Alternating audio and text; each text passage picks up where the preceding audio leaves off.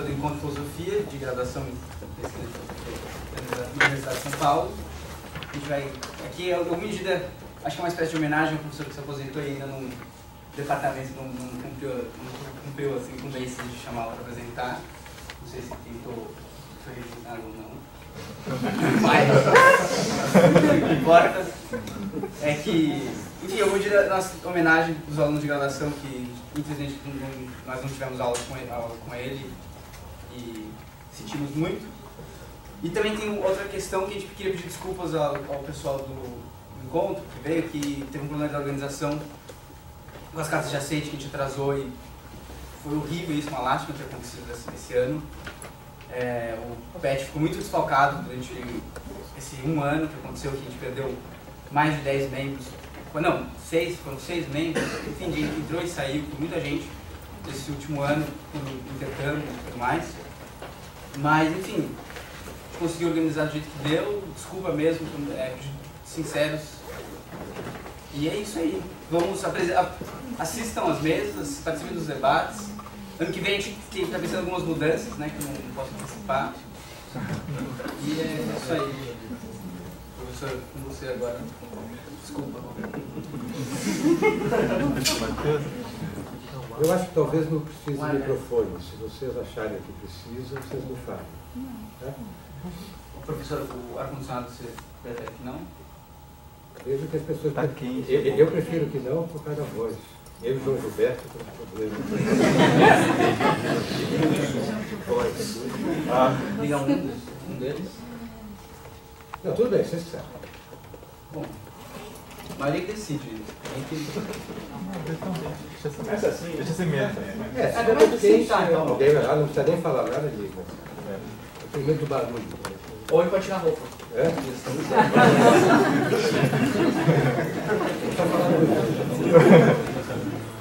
Bom, eu queria começar agradecendo aos organizadores do encontro. De fato, desde que eu me aposentei, há 3 anos atrás, a primeira vez que eu volto a esse departamento para fazer uma palestra. E fico muito honrado pelo convite, principalmente tratando de alunos. Eu gosto de falar para alunos, principalmente. Meu tema é sobre lógica e ontologia em Aristóteles. O tema é, pelo menos para quem se interessa, interessante em si mesmo. Mas eu quero também tratar esse tema como um exemplo de uma certa metodologia de tratamento de questões em história da filosofia. Não existe uma maneira de você se aproximar de um texto do passado, de um sistema de texto do passado, do ponto de vista textual, conceitual. E a minha maneira particular de aproximação, eu gostaria de exemplificar, abordando essa questão hoje, lógica e ontologia em Aristóteles. Em todo trabalho, assim, propriamente fecundo, trabalho fértil de história da filosofia, trata-se de explicitar relações entre conceitos e teses do sistema do filósofo, que o próprio filósofo não explicitou. Claro, porque se é para dizer o que o cara já falou, ele disse provavelmente melhor do que você. Então não faz sentido. Ou ao menos, relações entre conceitos e teses que o próprio autor não explicitou inteiramente ou não explicitou tão sistematicamente quanto o intérprete julga desejável. Isso porque conceitos e teses mantêm entre si relações sistemáticas que muitas vezes escapam da consciência do autor. Há 2 tipos de perguntas que se podem fazer diante de um sistema filosófico do passado. Uma pergunta é: como o autor definiu explicitamente os seus conceitos e como ele fundamentou explicitamente as suas teses? Uma outra pergunta é: qual o lugar de um conceito e qual o lugar de uma tese no interior da rede lógica de conceitos e teses que constituem um sistema proposto pelo autor. O que eu afirmo é que as respostas a essas duas questões não são necessariamente as mesmas. A resposta à questão de saber qual é o papel lógico desempenhado por um conceito ou por uma tese no interior do sistema pode não se reduzir à questão de saber como o autor definiu explicitamente esse papel, no modo explícito como ele introduziu esses conceitos e essas teses. Ou seja, uma vez definidos e estabelecidos pelo autor, conceitos e teses ganham uma vida própria. Por quê? Porque eles estão sujeitos às leis da lógica. Teses implicam teses, o autor queira ou não. Conceitos envolvem relações lógicas com outros conceitos, o autor queira ou não. Por que eu estou dizendo tudo isso? Estou dizendo tudo isso para relativizar uma distinção que eu vou fazer, que eu acho que é uma distinção importante, é uma distinção relativa, mas nem por isso deixa de ser importante. É a distinção entre, por um lado, a análise dos textos de um autor que visa principalmente reproduzir o modo como esse autor efetivamente definiu os conceitos de que se utilizou e efetivamente argumentou em favor das teses que ele propôs.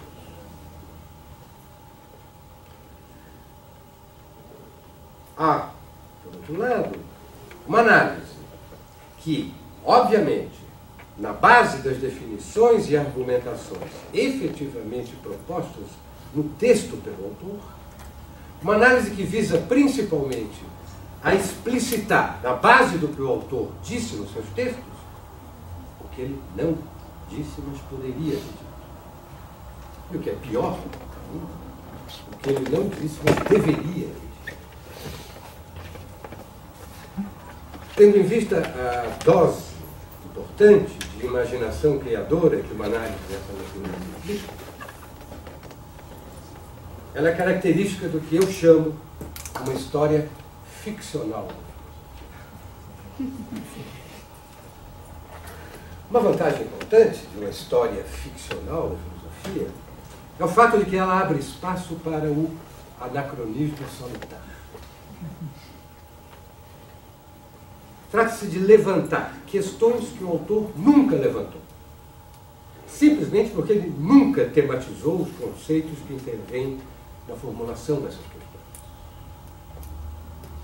No entanto, o fato de um autor não ter formulado certos conceitos, e por isso não ter formulado certas questões, não implica que esses conceitos não encontrem aplicação no sistema e que o sistema do autor não contenha elementos que permitam elaborar respostas a essas questões. Ou seja, um conceito pode estar presente implicitamente no sistema sem nunca ser tematizado pelo autor desse sistema. A questão que eu vou levantar hoje é uma questão desse tipo. Quais são as relações entre lógica e ontologia em Aristóteles? Então, todas as relações, mas algumas relações que eu acho importantes entre lógica e ontologia em Aristóteles. A primeira constatação quase factual que nós podemos fazer é que nenhuma dessas duas palavras, lógica e ontologia, aparecem nos textos aristotélicos.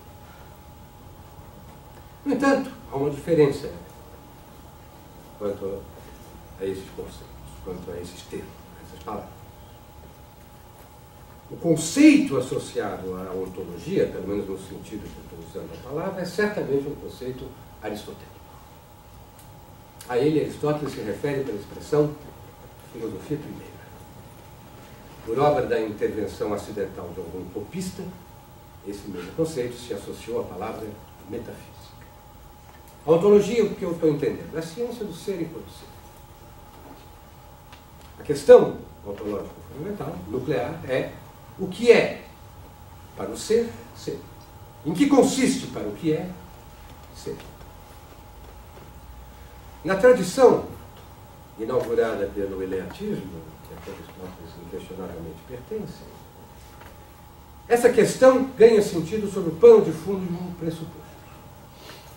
O pressuposto é: nem tudo o que parece ser é. Ou ao menos, nem tudo o que parece ser é plenamente. Nem tudo o que parece ser realiza perfeitamente a essência do ser. Há o que é plenamente, há o que parece ser e absolutamente não é, e talvez haja o que, sendo, não é plenamente. E não é plenamente por quê? Na medida em que se beneficia parasitariamente do ser daquilo que é, ele sim plenamente. Na medida em que empresta o seu ser daquilo que é plenamente. Na medida em que realiza imperfeitamente esse ser de que ele se beneficia parasitariamente. Sobre o pano de fundo desse pressuposto, cabe então à ontologia responder às questões: o que é plenamente? E em que consiste o ser do que é plenamente? Em que consiste o ser do que não é plenamente? Do que não é plenamente? Do que é, mas não plenamente. Do que é apenas de uma maneira parasitária e degradada. É para formular essas duas questões que Aristóteles faz uso da palavra ousia, que os herdeiros latinos Aristóteles traduziram por substância.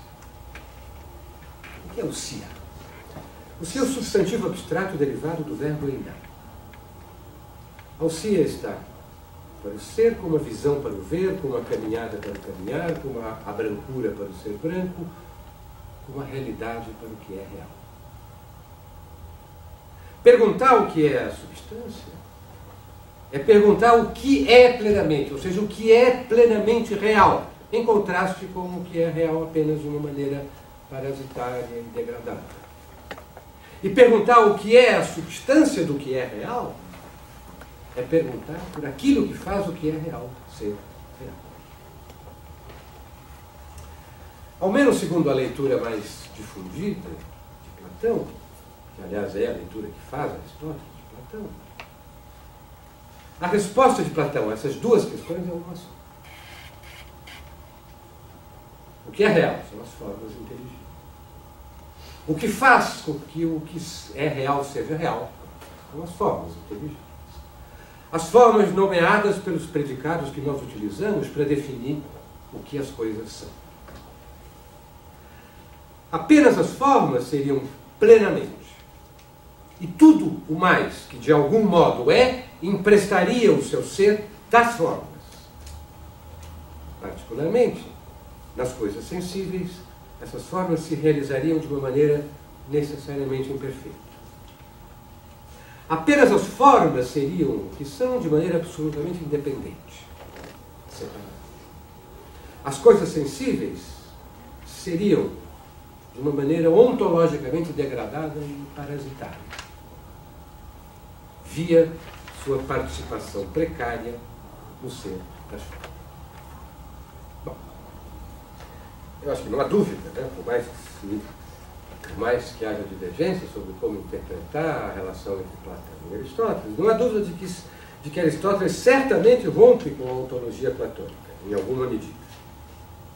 Na medida, por exemplo, em que nega a independência absoluta das formas das coisas sensíveis. Ou seja, dos significados, dos predicados, por meio dos quais nós dizemos que essas coisas são, por meio dos quais nós dizemos as suas essências.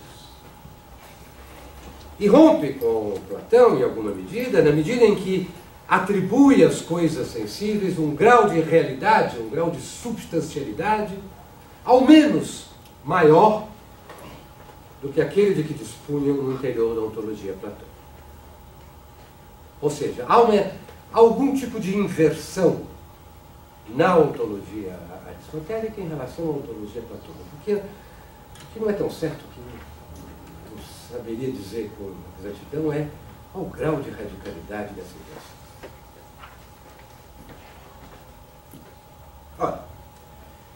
Se o conceito de ontologia é inegavelmente um conceito aristotélico, embora a palavra não seja, no caso do termo lógica, no caso da palavra lógica, nem a palavra nem o conceito são aristotélicos.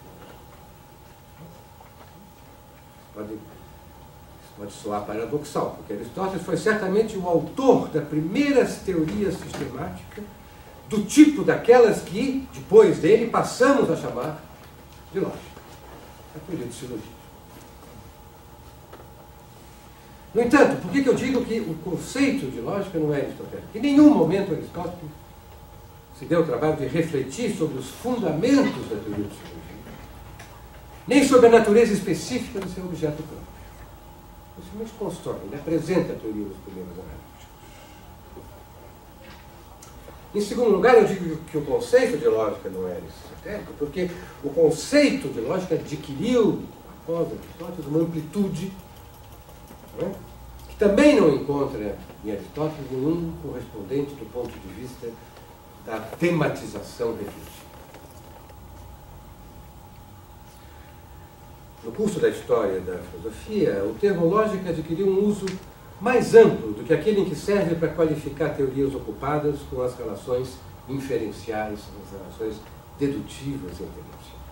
Mas é precisamente nesse sentido mais amplo que eu pretendo, anacronicamente, assumidamente, de maneira assumidamente anacrônica, usar a palavra lógica para caracterizar um certo método de estabelecimento de teses filosóficas, um certo método que Aristóteles, sem tematizá-lo, e talvez ao menos sem se dar conta, isso que a história ficcional me permite dizer, talvez sem nem mesmo dar conta disso, utilizou largamente para estabelecer algumas de suas teses ontológicas mais fundamentais. Ou ao menos eu pretendo caracterizar como Aristóteles poderia ter utilizado esse método para estabelecer essas teses. Com perdão da arrogância, como talvez ele devesse ter usado esse método para estabelecer essas teses em situações em que ele não utilizou.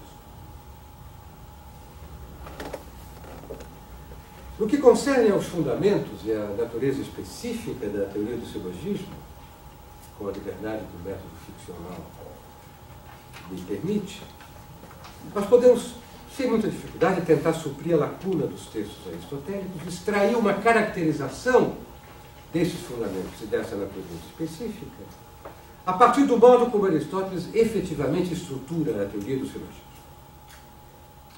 A teoria do silogismo sistematiza certas propriedades e certas relações que dizem respeito a enunciados predicativos. Enunciados do tipo SEP.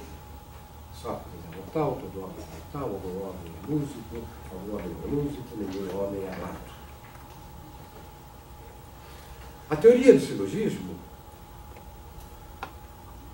se aproxima desses enunciados predicativos e opera uma distinção entre dois tipos de símbolos que ocorrem como parte desses enunciados predicativos. De um lado, termos, o que Aristóteles chama termos, o sujeito e o predicado, cujo papel lógico é fazer referência a certos elementos da realidade.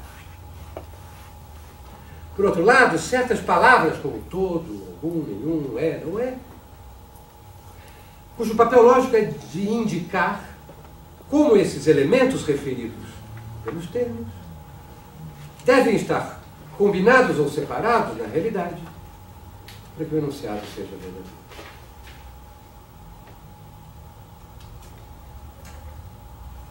A teoria do silogismo, ela sistematiza propriedades e relações cuja existência ou inexistência entre enunciados depende exclusivamente dessa segunda espécie de símbolo.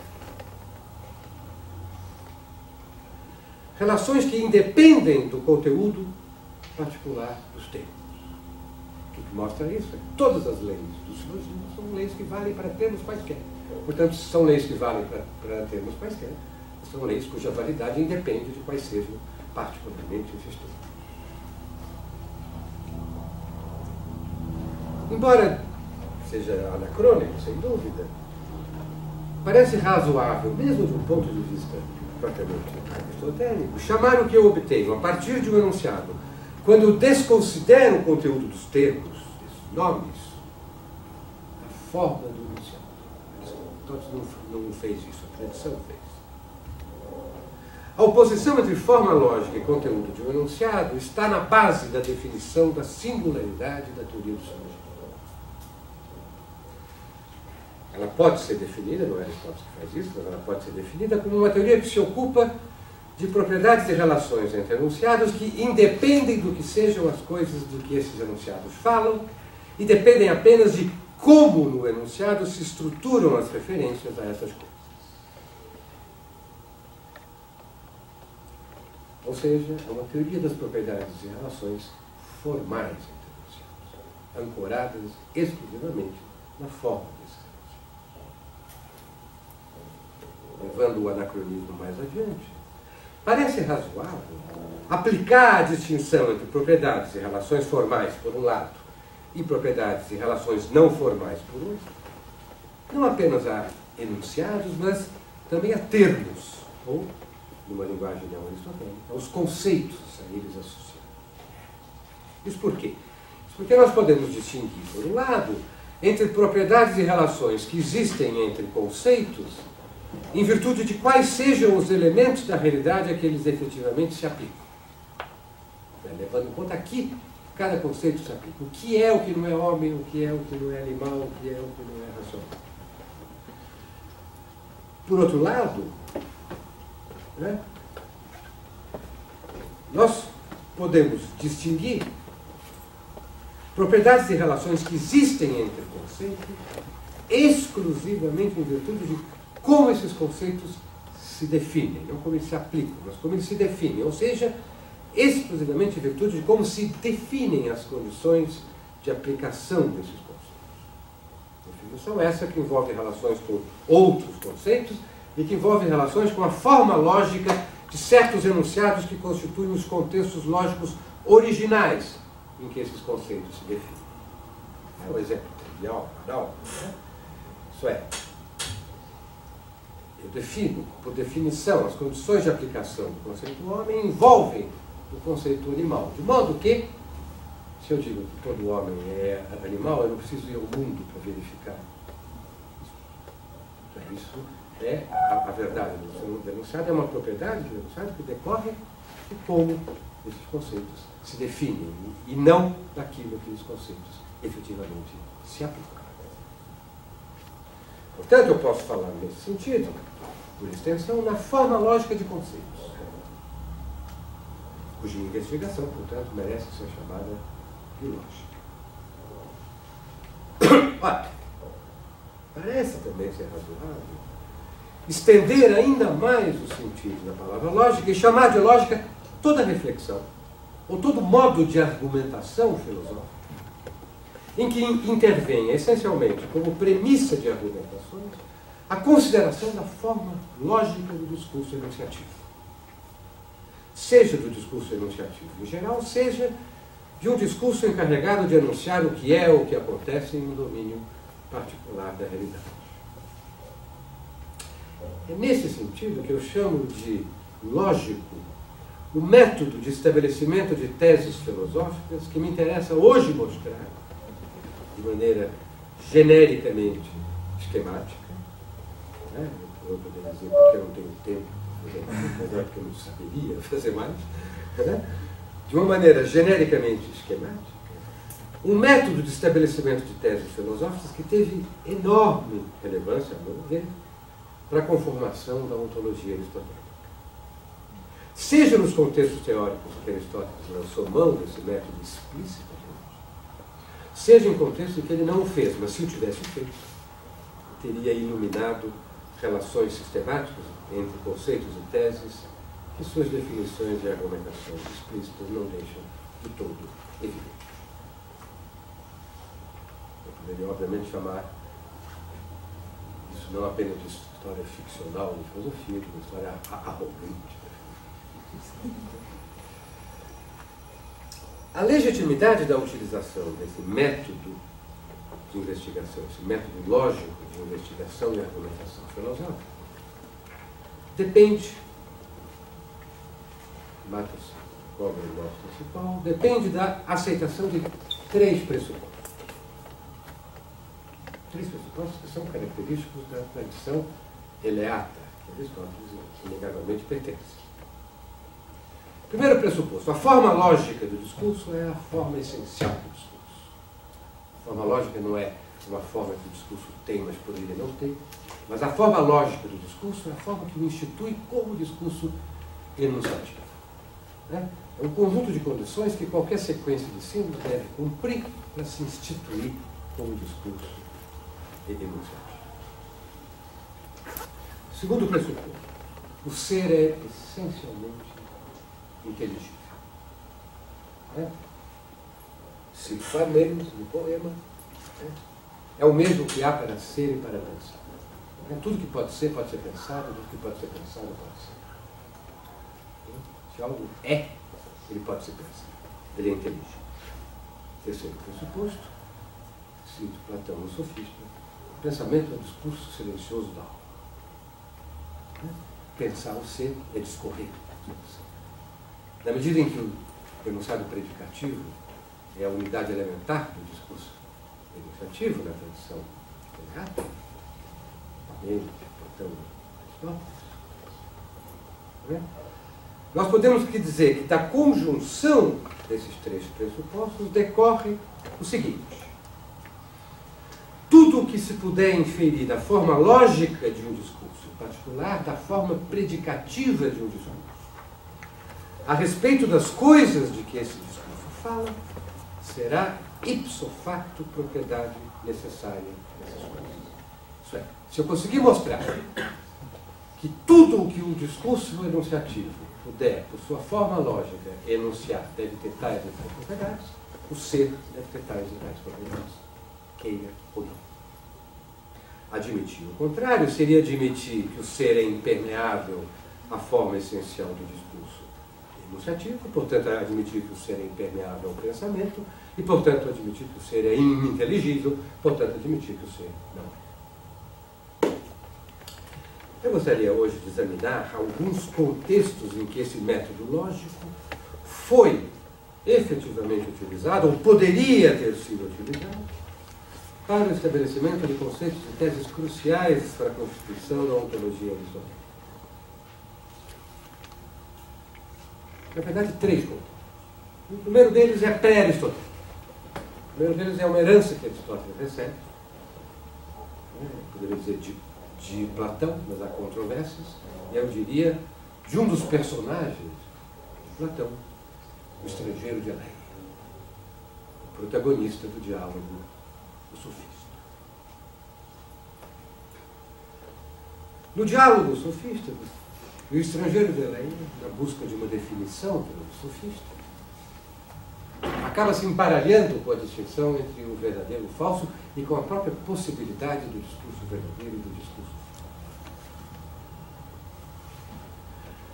Num certo momento, o estrangeiro de Eleia diz: mas será que é possível dizer o que as coisas são? É possível dizer verdadeiramente o que as coisas são? E a dificuldade é o paradoxo. A dificuldade é exposta no paradoxo. O chamado paradoxo do múltiplo. O sofista há quem diga que não é possível dizer o que uma coisa é, porque eu digo, se eu for dizer o que uma coisa é, eu vou dizer Sócrates é homem, Sócrates é vivo, Sócrates é bom. Portanto, eu vou dizer que Sócrates é muitas coisas. Portanto, Sócrates, que é um, é muitos. Ao dizer o que uma coisa é, nós dizemos que um é muitos. Não contentes, nós dizemos que um é muitas coisas diferentes. Não contentes, nós dizemos que um é muitas coisas diferentes desse um, que esse um é. Entanto, se nós quisermos evitar de fazer isso, nós vamos acabar reduzidos a dizer simplesmente que uma coisa é ela mesma, ou seja, que o homem é o homem, que o bom é o bom, em suma, a fazer enunciados que nada nos ensinam sobre o que as coisas são. Eu não aprendo nada sobre o que o homem é quando eu digo que o homem é o homem. Portanto, diz o estrangeiro, as condições de possibilidade do discurso enunciativo sobre o ser parecem contraditórias. A significatividade de uma predicação da fórmula A é B parece implicar que A e B devem ser ao mesmo tempo idênticos e diferentes. Parece que só é possível enunciar o que as coisas são, dizendo o que elas não são. O modo como o estrangeiro de Eleia pretende dissolver esse paradoxo não é menos paradoxal do que o paradoxo. A solução proposta consiste simplesmente em aceitar a conclusão aparentemente inaceitável da argumentação paradoxal e modelar um novo conceito de ser que a torne ao menos não contraditória. E para isso servem as noções de coinomia, comunhão, comunicação, da noção de participação. Ora, essas noções de comunhão, participação, não fazem mais que exprimir uma conciliação das exigências aparentemente incompatíveis que Platão encontra, ou o estrangeiro encontra, no conceito de enunciado. Se não vejamos, se é possível dizer verdadeiramente o que o homem é, sem cair no vazio de dizer que o homem é o homem, dizendo, por exemplo, que o homem é animal, que o homem é vivo, é apenas na medida em que os nomes animal e vivo significam, ao mesmo tempo, o que o homem é, o ser do homem, e algo diferente do homem, na medida em que ser animal não é o mesmo que ser homem, não é, e ser vivo não é o mesmo que ser homem. Olha, isso é o mesmo que dizer que o ser do homem, ele é constituído por seres diferentes dele, o ser animal, o ser vivo, o ser racional. De modo geral, é possível dizer o que uma coisa é, desde que essa coisa se comunique ontologicamente com o outro, participe do ser das outras. Só é possível dizer o que uma coisa é se essa coisa, né, não for incomunicável em relação à outra. Assim, diz o estrangeiro, são condições de possibilidade do discurso enunciativo, em primeiro lugar, que haja muitas coisas. Porque o sujeito não pode ser idêntico ao predicado, tem que ser diferente do predicado. Tem um enunciado verdadeiro. Portanto, contra Parmênides, deve haver muitas coisas. E algumas dessas muitas coisas não podem ser ontologicamente incomunicáveis. Algumas coisas devem se comunicar ontologicamente com outras, devem participar do ser das outras, devem ter o seu ser constituído pelo ser de outras. Portanto, ao lado do sentido absoluto do ser como existência pura e simples, ao lado do sentido do ser predicativo como identidade total, deve-se reconhecer um sentido relativo do ser. Um sentido do ser como participação em diferentes. Portanto, ao introduzir a noção de participação, Platão não faz mais, ou o estrangeiro, não faz mais que traduzir ontologicamente as condições lógicas de inteligibilidade do enunciado predicativo.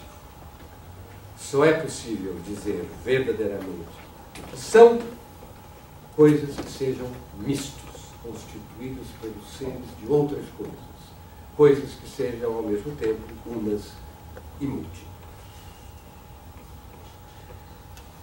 A possibilidade do discurso verdadeiro requer que haja identidade de diferentes, identidade parcial. No entanto, para que haja diferença, é evidente que é preciso admitir que há coisas que não se comunicam. Porque, obviamente, diz o estrangeiro, se tudo se comunica com tudo, se tudo participa em tudo, tudo é uma coisa só. Só faz sentido reconhecer que A é diferente de B, se nem tudo o que constitui o ser de A constitui o ser de B, ou vice-versa. Isso significa que a identidade própria de uma coisa mista, o ser absoluto da coisa mista, é determinada não só por aquilo que a constitui, mas também por aquilo que não a constitui. se homem e animal são diferentes, se não é a mesma coisa dizer ser homem e dizer ser animal, é na medida em que o animal não é tudo o que o homem é, ainda que o homem seja tudo o que o animal é. Ao lado do ser relativo, há que se introduzir o não ser relativo. E ambos como determinações com o mesmo direito do ser absoluto. Como diz o estrangeiro, toda coisa é muitas coisas e não é infinitas coisas. Consuma-se, assim, nas palavras do estrangeiro, o parricídio, o abandono do lema de Parmênides. Qual é o lema de Parmênides? O ser é, e não ser não é. Aqui vai dizer o estrangeiro, uma coisa é absolutamente o que ela não é relativamente. E não é absolutamente o que ela é relativamente. O ser relativo e o não ser relativo se conjugam para determinar o ser absoluto das coisas.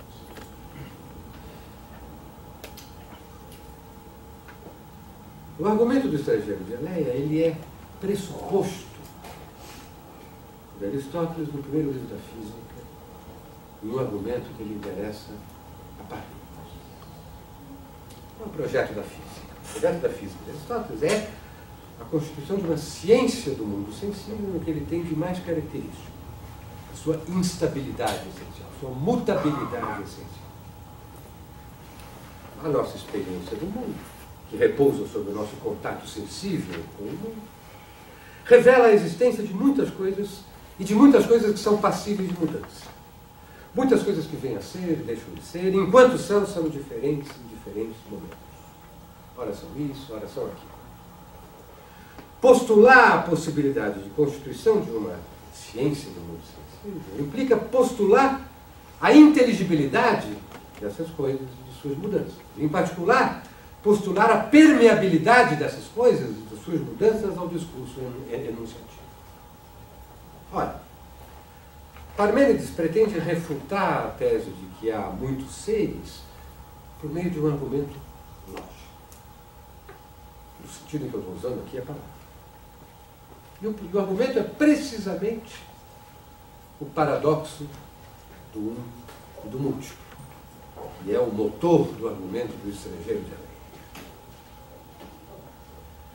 Ora, diz Parmênides, se eu digo que algo, que o branco é, certo? E eu digo que o preto é, então eu estou dizendo que o branco e o preto são a mesma coisa. Portanto, o branco e o preto são um só, e todos são ser. Portanto, só há um ser. O que Aristóteles diz? Aristóteles diz, o argumento é inválido.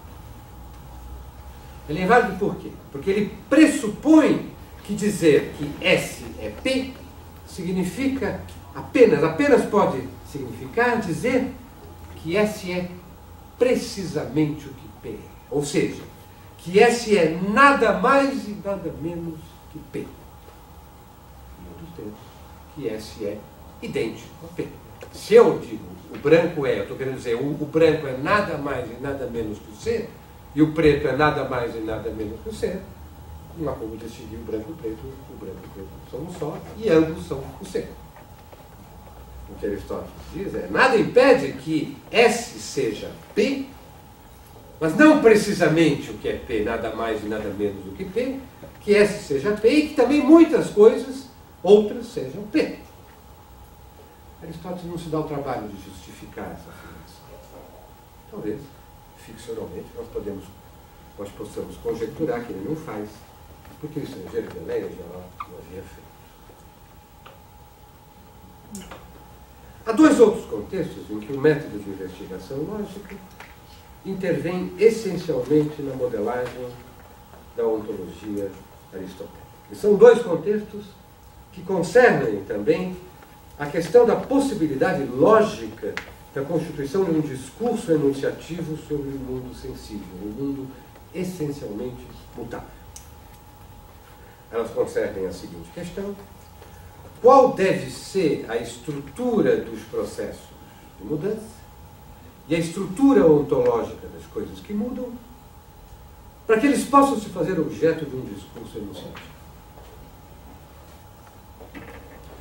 No capítulo 7 do primeiro livro da Física, Aristóteles se aproxima dessa questão por meio da análise da forma lógica do verbo ginestar, que pode se traduzir como vir assim, mas pode se traduzir também como tornar-se. Ou seja, Aristóteles se aproxima dessa questão por meio da análise da forma lógica dos contextos elementares em que esse verbo ginestar aparece. Ele distingue dois sentidos do verbo, um sentido absoluto e um sentido relacional, que ele chama qualificado. No sentido absoluto, ele remete à mudança, no sentido relacional, ele se refere à mudança, no sentido absoluto, à geração. E Aristóteles começa pela mudança. Ele diz: o homem não era músico, ele vem a ser músico. A pergunta, nesse processo, o que mudou, admite duas respostas, correspondentes a dois sentidos em que essa pergunta pode ser compreendida. Eu posso, por um lado, dizer, um homem mudou. Na medida em que ele não era músico, ele passou a ser músico. Então, o que mudou foi o homem. E para descrever esse fato, eu digo, o homem veio a ser músico. O homem tornou-se músico. Mas esse homem é o mesmo homem que existia antes da mudança. E ainda existe depois dela. Então, na verdade, se o mesmo homem está no começo do processo e no final, o que realmente mudou?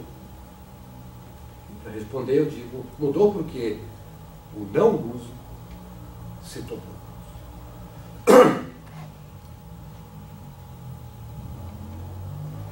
O que mudou no homem foi a substituição nele do não músico pelo músico. Ou eu posso dizer de uma maneira mais completa: o homem não músico veio a ser um homem músico. Por que mais completa? Porque esse terceiro enunciado, o homem não músico veio a ser homem músico, explicita em sua estrutura sintática a estrutura mesmo ontológica do processo de mudança, de que os dois enunciados anteriores são expressões parciais. Para haver mudança é preciso que haja algo que mude no sentido de estar no início do processo, afetado pela privação, no caso da musicalidade, e estar também no final do processo, afetado agora pelo predicado contrário, pela própria musicalidade. Mas para haver mudança é também preciso que nisso que persiste do início ao fim do processo, algo mude, no sentido de ser substituído pelo seu contrário. A privação da musicalidade é substituída pelo seu contrário, a musicalidade. Ou seja, vai dizer Aristóteles, na origem do processo, um ser se compõe com um não ser relativo. Lembramos do conceito do estrangeiro hebreu. O não ser reativo, que é a privação de uma forma, e Aristóteles aqui usa a forma no sentido amplo, de qualquer predicado. No final do processo, esse mesmo ser se compõe com o ser relativo contrário, a presença da forma, a presença da musicalidade. Portanto, define Aristóteles, a mudança, nesse caso, é a substituição de contrários em compostos nos quais se combinam esses contrários com o mesmo substrato permanente. A forma lógica do conceito de mudança é A mais X veio a ser A mais Y, onde A é o substrato permanente, X e Y são os contrários. Mas nós podemos perguntar, e aqui Aristóteles não pergunta, eu estou perguntando para Aristóteles. Em que consiste essa combinação? Aqui esse mais, que eu estou dizendo, que é a forma lógica da mudança é A mais X, vai ser A mais Y. O que esse mais se refere? que consiste essa combinação entre o substrato e cada um dos contrários. Se eu conceber essa combinação como uma justaposição extrínseca, em que o ser músico seria extrínseco ao ser de Sócrates, uma combinação que não afetasse o ser do substrato de nenhuma maneira, não haveria por que chamar isso de um processo de mudança. Já que mudar é passar a ser o que não se era. A própria definição do conceito de mudança requer que se conceba essa combinação como uma relação de determinação intrínseca do ser do substrato. Após o processo de mudança, o homem é o que antes não era. Em suma, é o reconhecimento do sentido relativo da palavra ser como algo intrinsecamente vinculado a seu sentido absoluto que aparece como uma das condições necessárias da inteligibilidade da mudança. Assim como aparecia no Sofista de Platão, como a condição mais geral da possibilidade do discurso enunciativo sobre o ser. Em outros termos, se há mudança, o homem passou a ser outro sem deixar de ser o mesmo. E essa é uma aporia que os sofistas lançaram, né? Vão ter a tradição oleata. Como o mesmo pode vir a ser outro sem deixar de ser o mesmo? Como o mesmo pode vir a ser outro permanecendo o mesmo? Essa é a radicalização da aporia do um e do múltiplo. Ou seja, se há mudança no mundo, não apenas o um pode ser muitas outras coisas, como ele pode ser também muitas coisas contrárias. A versão lógica desse problema, nada disso está em Aristóteles, eu estou desenvolvendo o que eu li em Aristóteles, é a seguinte. Como podem ser ambos verdadeiros, pressupondo-se que suas partes comuns não sejam usadas ambiguamente, os enunciados. Sócrates não é filósofo no momento T, Sócrates é filósofo no momento posterior T mais S.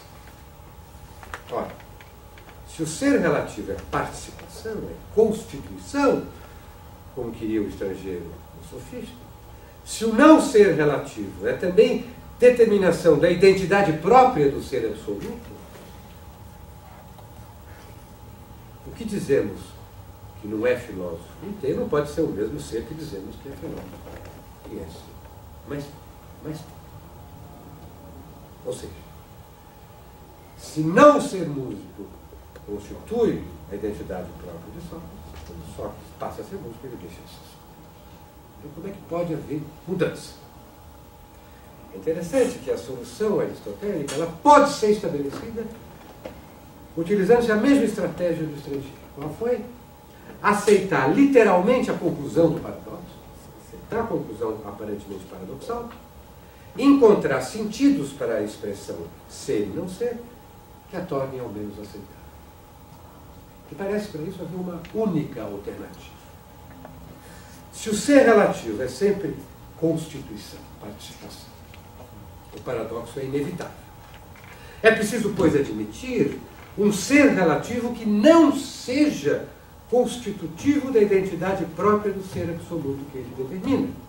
É preciso, portanto, distinguir uma determinação constitutiva, Aristóteles vai dizer essencial, de um ser, e uma determinação que é uma determinação intrínseca desse ser, mas que não é constitutiva. Uma determinação acidental. Determinação acidental que incide nesse ser sem arranhar a sua identidade. Portanto, deve haver dois tipos de predicação correspondentes a dois tipos de ser relativo. O que uma coisa é e como uma coisa é. Os constituintes da identidade da coisa e os modos variáveis de ser dessa coisa sempre idênticos a si mesmo. Se a mudança deve ser acessível ao discurso predicativo, então a estrutura predicativa deve corresponder a duas relações ontológicas distintas.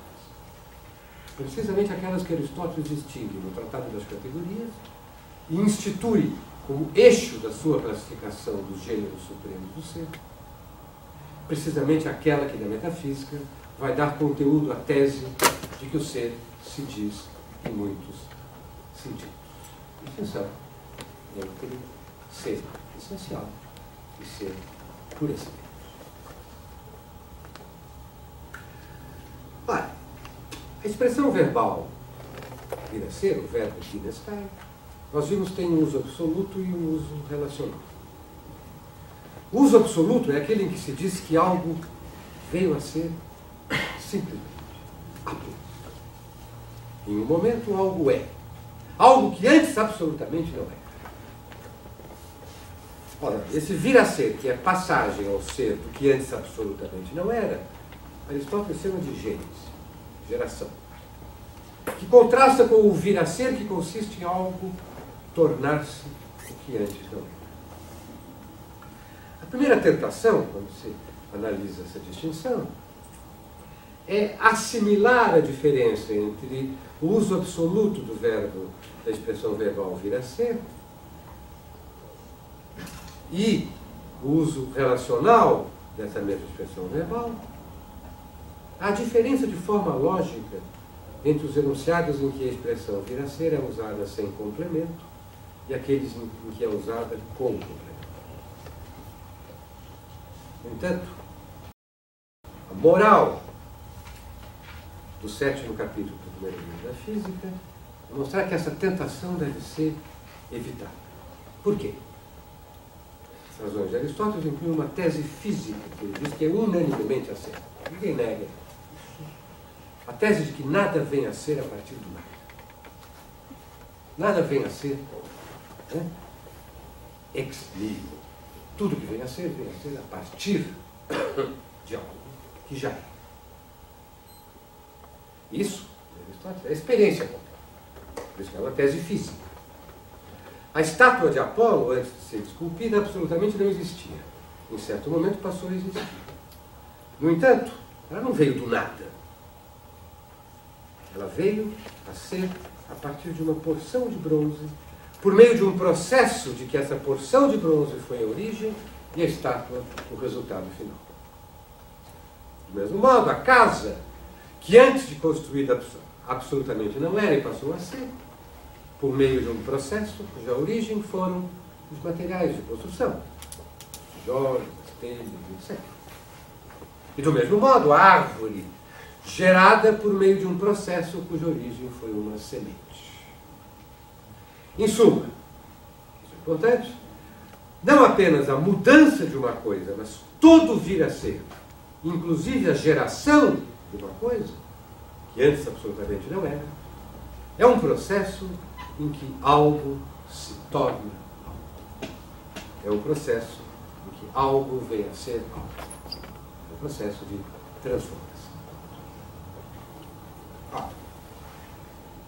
Sob o pressuposto dessa tese física, nada vem a ser a partir de nada, a análise da forma lógica do conceito de geração passa a ser um momento essencial da conformação de um dos eixos da ontologia aristotélica, a partir da segunda ontologia aristotélica, aquela que Aristóteles põe no livro Zeta da Metafísica, que é a noção de matéria.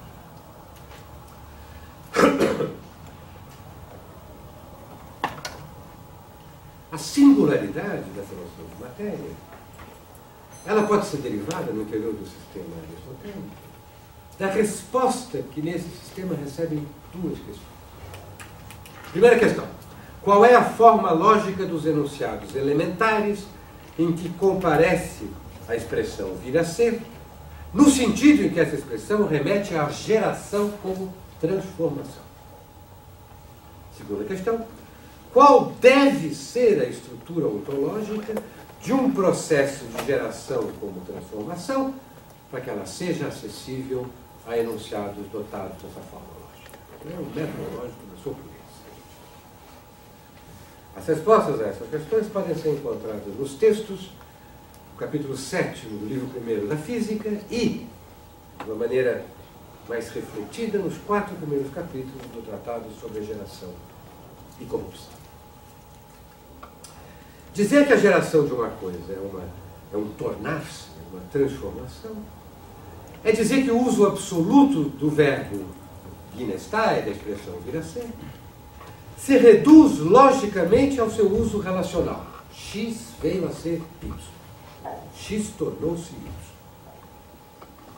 O ponto mesmo da tese física, segundo a qual o ser não vem a ser a partir do nada, é recusar que todo o ser de uma coisa possa surgir do nada em um certo momento. Portanto, essa tese implica que ao menos uma parte do ser da coisa gerada já era antes de ela ser gerada. É uma parte que ela empresta daquilo a partir do que ela veio a ser. Em outros termos, diz Aristóteles, no capítulo 7 de Física 1, também a geração, tal como a mudança, é a passagem de um composto a outro, que com ele partilha um componente. Também a geração deve ser entendida como a substituição de contrários em um substrato permanente. O bronze, que na estátua está determinado pela figura de Apolo, é o mesmo bronze que no início do processo está privado dessa figura. Os materiais de que a casa é feita, que na casa estão espacialmente distribuídos de uma certa maneira característica das casas, na origem do processo existem privados dessa distribuição espacial. Não é fácil dizer o que seria comum na semente e a árvore que vem a ser a partir dela. No entanto, no espírito do método lógico, se nada vem a partir do nada e a árvore vem a partir da semente, então a gente não saiba o que, nós temos obrigação lógica de dizer deve haver um substrato comum. Em suma, aparentemente, a forma lógica da geração como transformação é a mesma forma lógica da mudança e poderia ser expressa pela mesma fórmula A mais X vem a ser A mais Y. Portanto, isso é apenas uma aparência. Na fórmula da mudança, nós vimos o sinal mais, a combinação, ela remete à predicação. O homem que era não músico passa a ser homem que é músico. É óbvio que o mesmo não pode acontecer na fórmula da geração, pois caso contrário não haveria distinção alguma entre geração e mudança. E é isso que Aristóteles deixa muito claro, não no primeiro livro da física, mas no tratado da geração e da produção. No primeiro livro da física, Aristóteles está claramente mais preocupado em se contrapor a ideia de Parmênides de que se o vir a ser é um vir a ser a partir de algo, ele não poderia existir. E se o ser deve vir a ser a partir do ser, o ser já era, como é que o ser pode vir a ser? E Aristóteles está mais interessado em mostrar que mesmo na geração, o que vem a ser a partir de um composto de um ser e de uma privação. Portanto, de um ser e de um não ser. Mas na geração e corrupção, Aristóteles coloca essa questão que distingue a geração da mudança. No caso, no tratado da geração e corrupção, que distingue a geração da alteração. A alteração que é eu tenho uma coisa que, sem deixar de ser essa coisa, ganha uma propriedade. Ou perde uma propriedade. Dizer que na produção da estátua, o bronze, que não é estátua de Apolo, passa a ser estátua de Apolo, sem deixar de ser o mesmo bronze, dizer isso, é o mesmo que dizer que ser estátua de Apolo é um predicado acidental do bronze. Um predicado que o bronze não tinha e passou a ter. De modo que a produção da estátua não seria a geração de uma coisa que antes absolutamente não era, mas simplesmente a passagem de uma coisa, o bronze, de um estado acidental a outro estado acidental. Nesse caso, a estátua não seria ela própria uma coisa distinta do bronze, mas a estátua, o que nós chamaríamos de estátua, seria a coisa bronze acidentalmente determinada de uma certa maneira. Do mesmo modo que o homem músico não é ele próprio uma coisa distinta do homem, mas é o próprio homem acidentalmente determinado pela musicalidade. A distinção entre mudança e geração deve ser uma distinção lógica. E para que haja essa distinção lógica,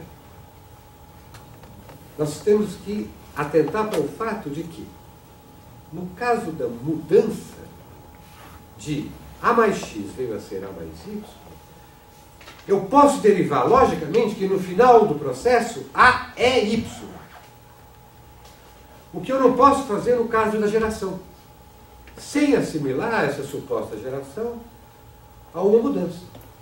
No final do processo de produção da estátua, se ele for realmente um processo de geração, o que tem o predicado de ser estátua não seria uma suposta coisa que seria o substrato persistente do processo, o bronze, mas o que tem o predicado é o composto que surge da combinação desse substrato, o bronze, com os predicados essenciais que definem o que é ser uma estátua de Apolo, predicados essenciais que são predicados não do substrato, mas do composto.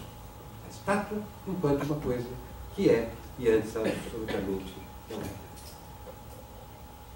Na geração, o substrato, portanto, não pode ser sujeito lógico dos predicados que com ele se combinam para constituir a coisa gerada. É isso que Aristóteles vai dizer no 4º capítulo do Tratado da Geração e da Corrupção, né? Se não me engano, 319b, 25 a 30. Estou fazendo tudo isso para impressionar os seus irmãos. 319b, 25 a 30. Aristóteles diz a geração, em contraste com a geração, quando os contrários não são predicados do substrato.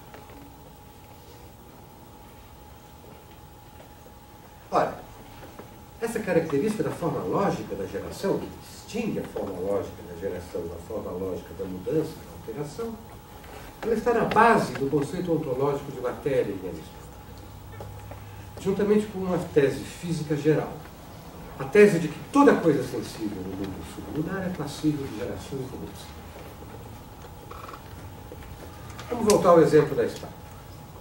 Admitindo-se que a produção da estátua seja um processo de geração, que é duvidoso que Aristóteles admita, quando ele usa o exemplo da estátua, ele diz isso aqui é uma analogia. Mas enfim, vamos deixar isso aqui para lado. Admitindo-se que a produção da estátua seja um processo de geração, o bronze não é o sujeito lógico dos predicados essenciais da estátua. O sujeito lógico é o composto. O bronze tem ele próprio, enquanto bronze, determinações constitutivas do seu ser bronze. Predicados essenciais que fazem dele o material que ele é e o distingue de outros materiais, como ouro, madeira, etc. Ora, se também o bronze é passível de geração e corrupção, também o bronze é composto por um substrato e pelo conjunto de certas determinações constitutivas do seu ser bronze, uma forma. Talvez o substrato do bronze também tenha as suas determinações constitutivas, e também talvez ele seja um composto de substrato e forma. Mas em algum momento dessa série de decomposições de substrato e forma, nós devemos alcançar elementos cujo substrato não seja ele próprio uma coisa. Os elementos são os 4 elementos que Aristóteles reconhece: terra, ar, fogo e água. Ora, também esses elementos são passíveis de geração e corrupção. Portanto, também eles têm um substrato, uma matéria e uma forma. Ora, o substrato dos elementos últimos de uma coisa, nós vimos, não pode ter nenhum predicado essencial por si mesmo, ele é o substrato último. E nem tem os predicados formais dos elementos, porque o substrato, num processo de mudança, não é o sujeito lógico, a fórmula que com ele se compõe para constituir a substância. Portanto, o substrato dos elementos últimos de uma coisa não tem nenhum predicado essencial por si mesmo. Portanto, não é uma coisa.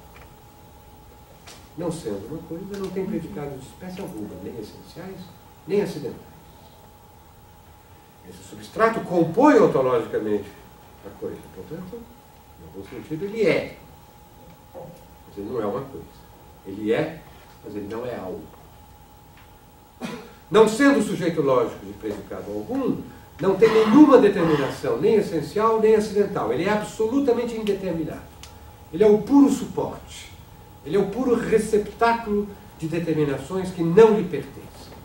Pura receptividade, pura potencialidade.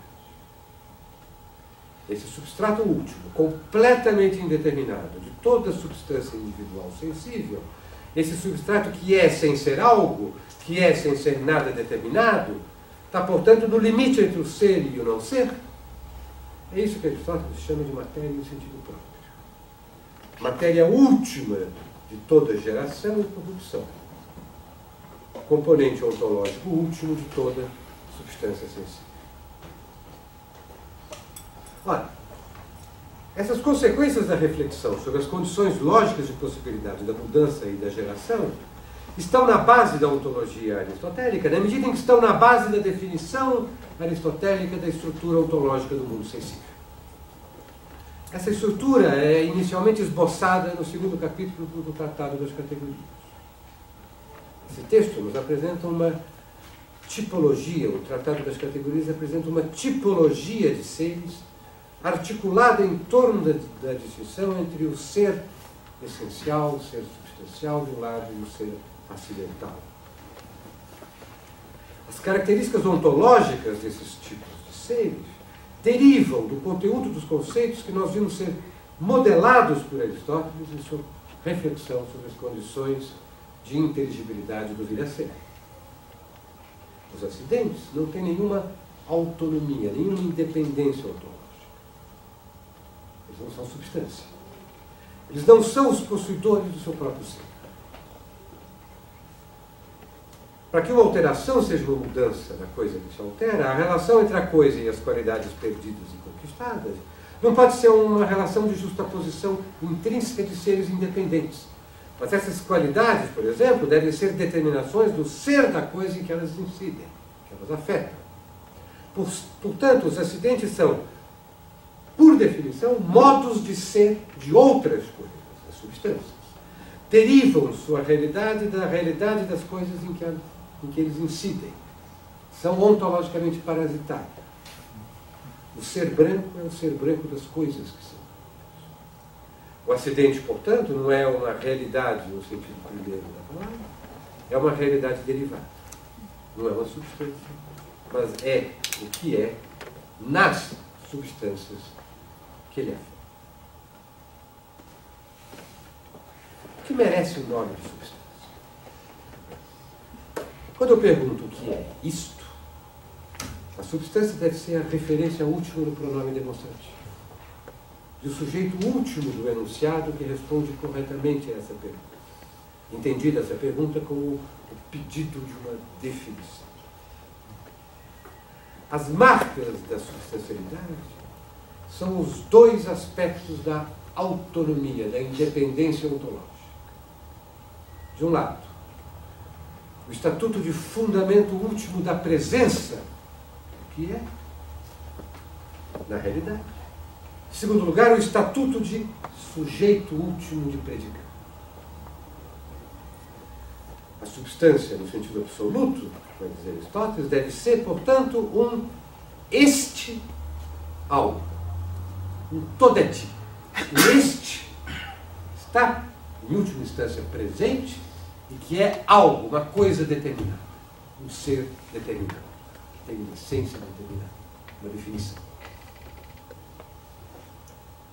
Ora, nós vimos que os componentes de uma coisa gerada não podem ser autônomos. Por si só, a matéria não é nada. Ela não é, por definição, o sujeito possível de enunciado. Seu ser não é constituído por nada. A matéria é pura interpretação, pura potencialidade, pura receptividade de determinações constitutivas de coisas determinadas. Por seu lado, a forma só existe como determinação constitutiva enraizada numa matéria.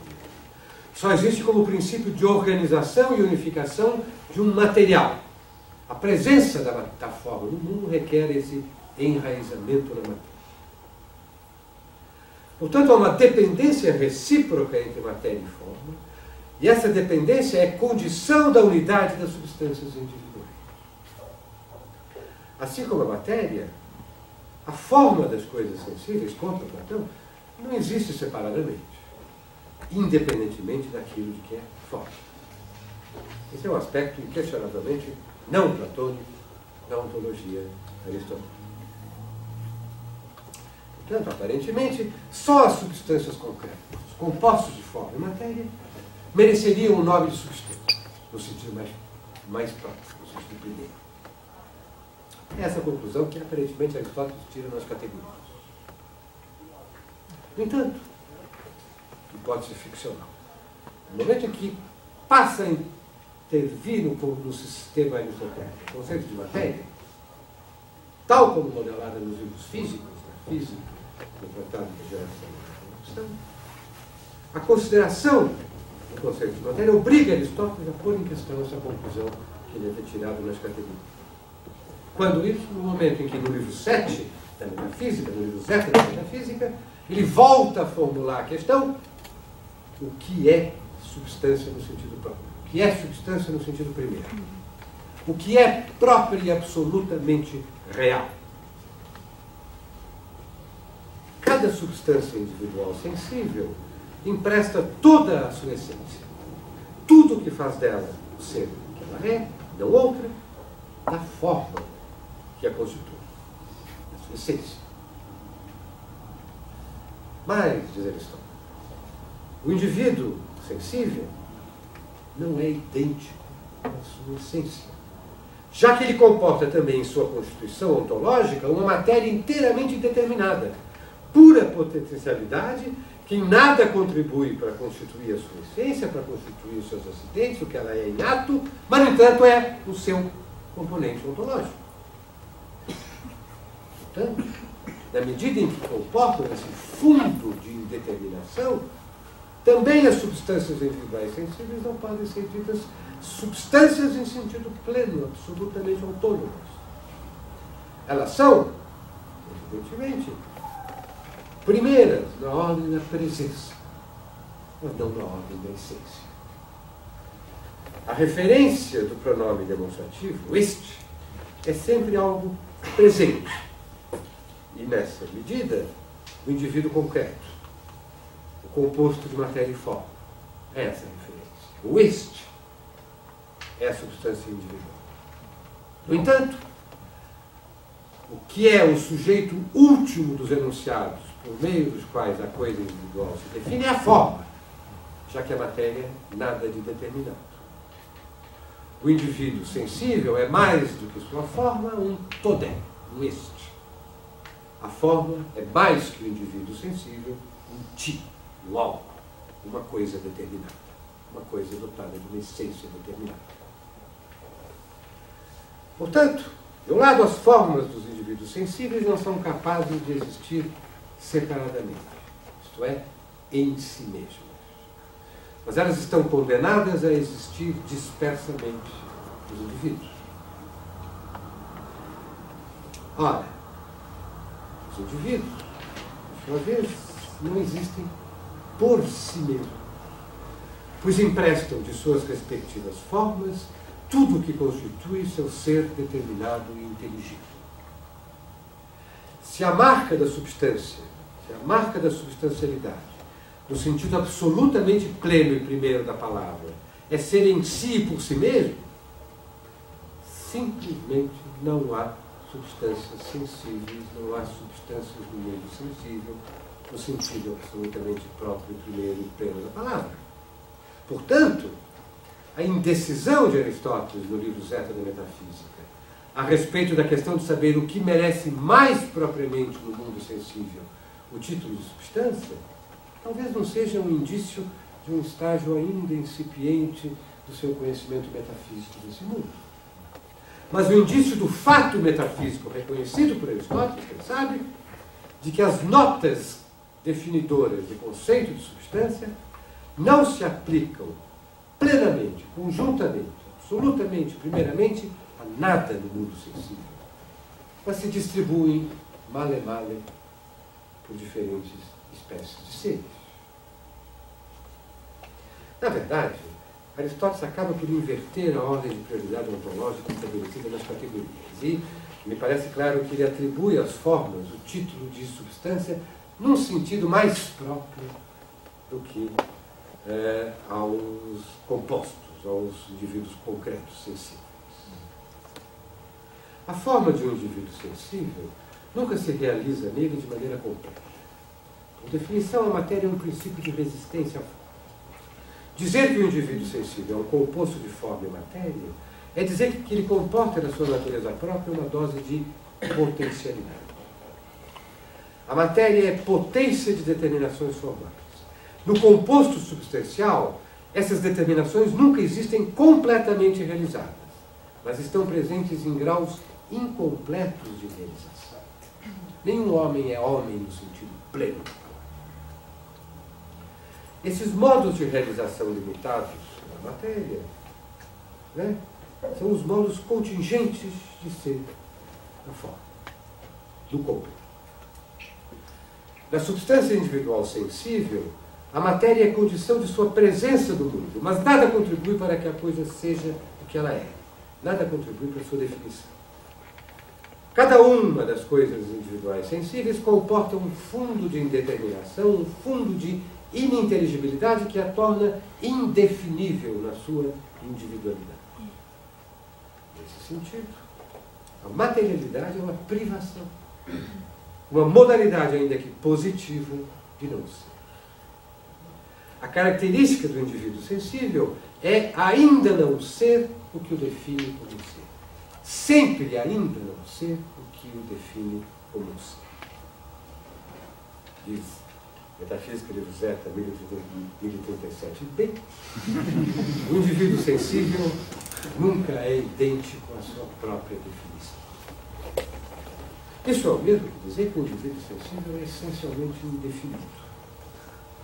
Portanto, há uma cisão ontológica fundamental entre presença e essência, que é a marca característica do ser sensível.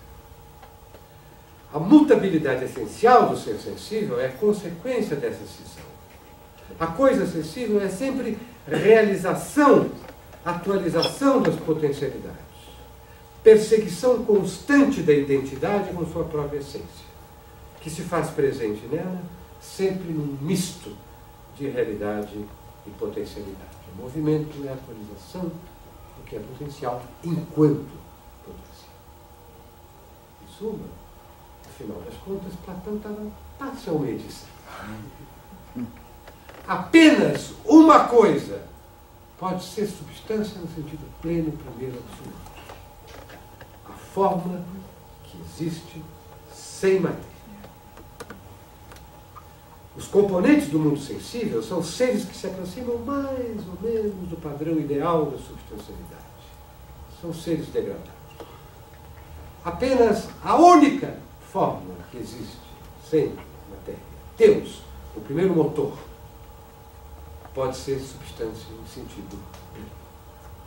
Tudo mais é uma realização mais ou menos degradada desse padrão. Não é à toa que Plotino dizia que toda a filosofia nada mais era que um comentário de Platão e também de Aristóteles.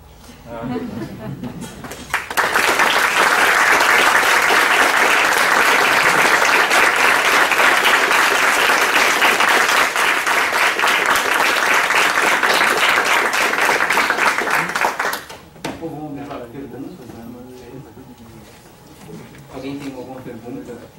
Corrigir as citações, dar um pensamento localizado. Vamos dar um pensamento. 319 B25. Olha as relações filológicas estabelecidas entre Eilá e isso. Olha a ambiguidade do verbo Guinness. Se não me engano, não tem que queixar. Professor, é muito bom vê-lo depois de tanto tempo, assim, em palestra, muito legal. Só uma pergunta, assim, em geral. Se eu bem entendi o que o senhor está querendo defender, o senhor quer defender, então, que há uma espécie de origem, um fundamento ontológico da lógica de Aristóteles, é isso? Não. Não é isso? Eu quero dizer o seguinte. o que eu não disse, né? Mas o que me interessa. O que eu quero dizer é que existe uma certa maneira de você argumentar, de você investigar filosoficamente, que é partir da estrutura lógica do discurso e perguntar o que o mundo deve ser para ser dito por esse discurso, que tem essa estrutura lógica. Claro? Por quê? Né? Você vai dizer, o que garante que as coisas, que a realidade, que o mundo seja estruturado de tal maneira que ele seja adequado à estrutura como o pensamento é estruturado. Acaso, feliz acaso? Né?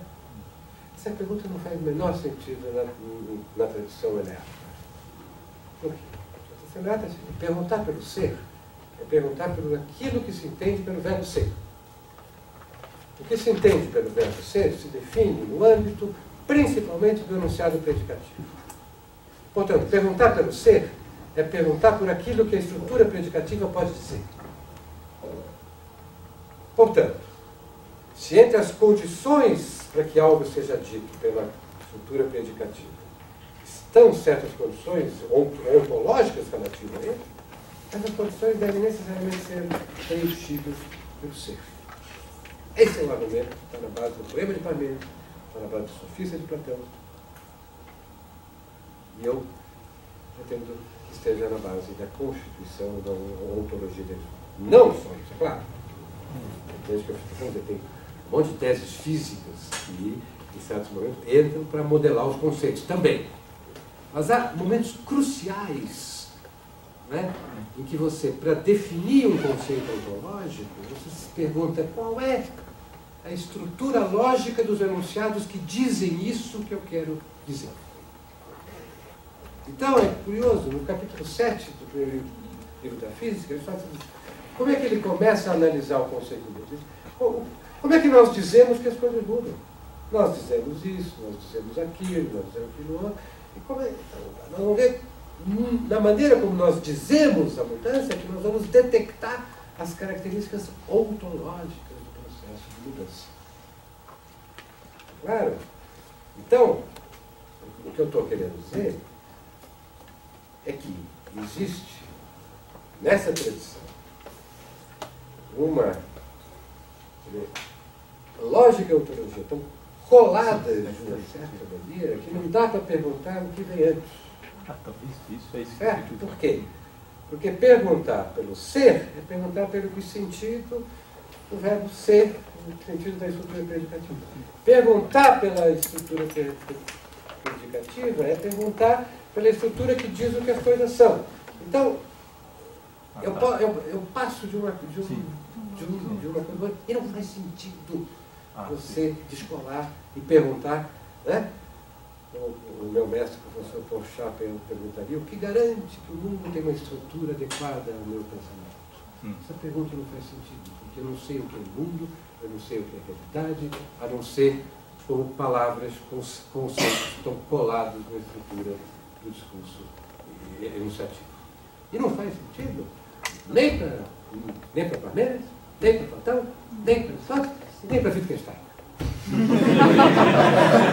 Que usa esse método do começo ao fim do tratado. O tratado é o exercício mais completo, descarado, do método lógico de investigação ontológica. Tenho dito.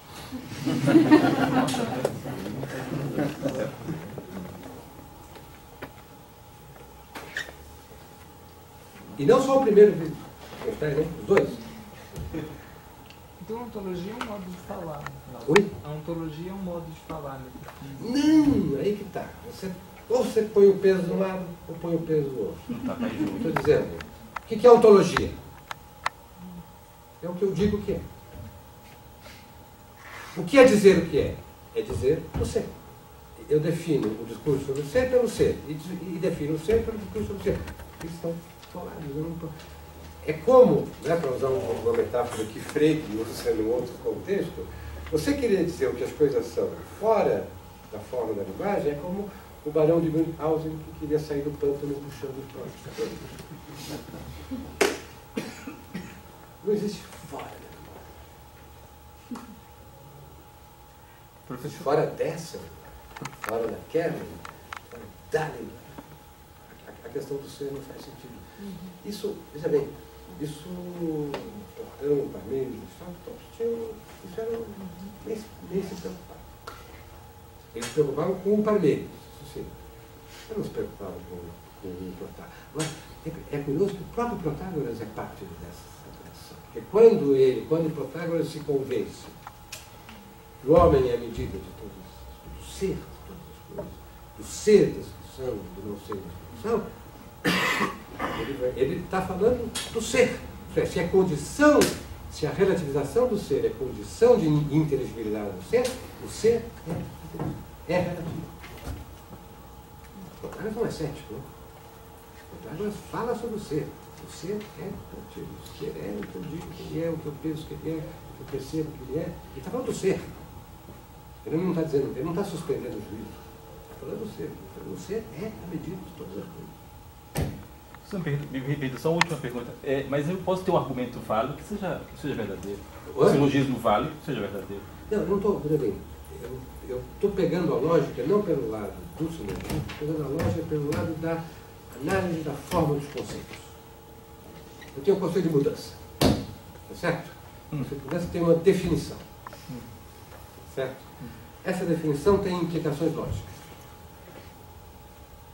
Tem o conceito de geração, tem uma definição, que tem implicações lógicas. O que Aristóteles percebe é que o conceito de alteração tem implicações lógicas, que o de geração tem outras implicações lógicas. E a diferença entre a geração e a alteração é que vai produzir esse conceito ontológico bizarro do que é sem ser nada. O que é e não é algo. O que é que não tem essência. O que é que não tem predicado nenhum.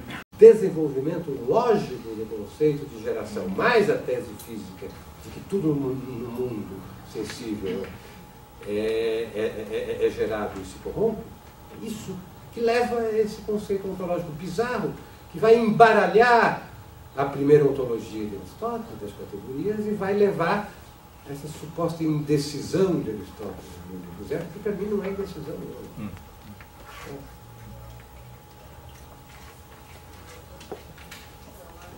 Posso fazer uma questão muito geral. Assim.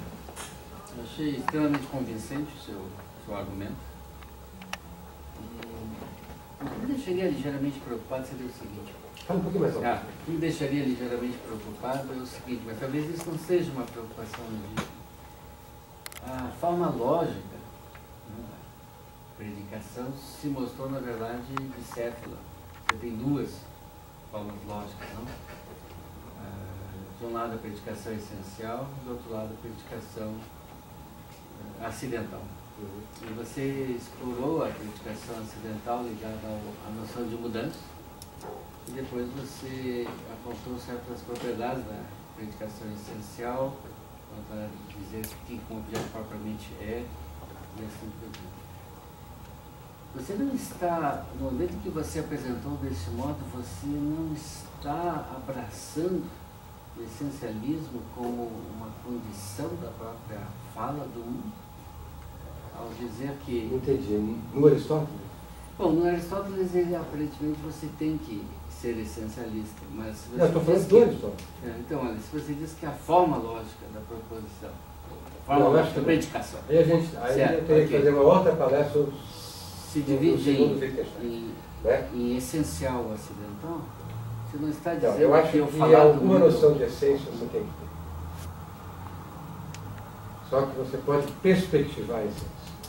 E aí a gente cai numa outra discussão, que é o mote que eu tenho, que o Bento Prado, né, citava muito, que é perspectivismo sem relativismo. Né? Que é a ideia de que você tem toda forma, toda linguagem tem uma forma essencial dela. Não é necessariamente a forma essencial de toda linguagem possível. Toda linguagem ganha sentido a partir de uma forma essencial. Essa forma essencial, ela se espelha na ontologia que ela, de alguma maneira, segrega. Né? No caso do Aristóteles, você tem a ideia de que há uma linguagem, como no primeiro Wittgenstein você tem uma linguagem. Existe a linguagem que é única. Ela tem uma essência, ela é a essência de toda e qualquer linguagem possível e imaginável, ela é a essência, né, da única ontologia possível e imaginável. Eu acredito que o segundo Wittgenstein ele vai na direção de manter a ideia de uma forma a priori das configurações linguísticas. Eu gosto que é muito banalizado os jogos de linguagem, ou seja, tá certo? Das configurações simbólicas, você tem estruturas essenciais no sentido de necessárias e a priori, e quando essas configurações simbólicas elas são representativas, elas falam do mundo, elas segregam uma ontologia, necessariamente. Então é preciso distinguir o essencialismo, uma tese de que tudo tem uma essência, né, de o que eu chamo o perspectivismo não relativista, o perspectivismo que admite o a priori, mas não que existe uma única perspectiva lógica, né, que toda linguagem encarnaria necessariamente. Tem várias perspectivas, várias lógicas, várias configurações, certo? Cada uma com o seu a priori próprio, certo? Segregando uma ontologia. Bem, todas integrando essa perspectiva a priorística. Sim. Distintamente. Eu sou um discípulo dileto do professor Janotti. Fora do a priori não há salvação.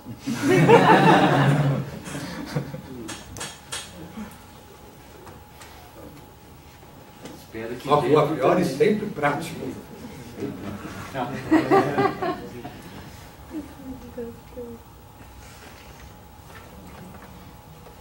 Mais alguma pergunta? Bom, professor, só para aproveitar, deixa, quer marcar a palestra sobre o segundo Wittgenstein para primeiro semestre, segundo semestre. Bom, vamos encerrar?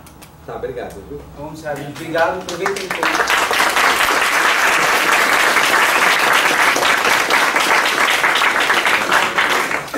Participem dos minicursos, tem parceiro que o professor vai discutir, vai mais ser debatedor do que apresentar. E, então tem debate com a Paulo Faria, tem várias coisas legais. Assistam, por favor. Vale a pena. Obrigado.